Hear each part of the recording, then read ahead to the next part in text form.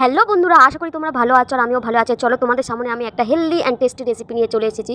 তো জানো এই রেসিপিটার নাম কি? উত্তপম। হ্যাঁ, তো চলো দেখো, আমি এই কাপটার একটু খালি আছে নিয়েছি এই 1 কাপ সুজি, আর নিয়েছি একই পরিমাণে টক দই। তো তোমরা যে কোনো একটা মাপ নিয়ে নিতে পারো, হতে পারে বাটি কিংবা কাপ। আর এখানে আমি টক দই আর সুজিটা মাখিয়ে সামান্য জল দিয়ে আমি 20 মিনিটের মতো রেখে দেবো। তো আর তারপর এদিকে সাইডে আমি তৈরি করে নেব আদার্স জিনিসগুলো। তো এখানে দেখো নিয়েছি আমি ক্যাপসিকাম কুচি, নিয়েছি পেঁয়াজ কুচি, আর গ্রেট করে নিয়েছি গাজর, আর নিয়েছি একটু টমেটো, আর নিয়েছি অল্প একটু কাঁচা লঙ্কা কুচি। তো যেহেতু বাচ্চাদের জন্য আমি খাবারটা বানাচ্ছি, তাই বেশি কাঁচা লঙ্কা দেবো না। তো দেখো 20 মিনিট পর এটা ফুলে গেলে আবার একটু একটু করে জল দিয়ে, মোটামুটি হালকাও হবে না মোটাও হবে না, ব্যাটারটি এইভাবে তৈরি করে নিতে হবে। এদিকে আমি এগুলো মাখিয়ে নেবো।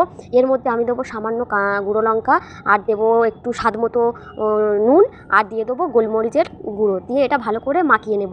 তো চলো, আর সত্যি কথা বলতে এই রেসিপিটি তোমরা একবার প্লিজ বানিয়ে খেও, দারুণ লাগবে, দারুণ টেস্টি অ্যান্ড হেলদি।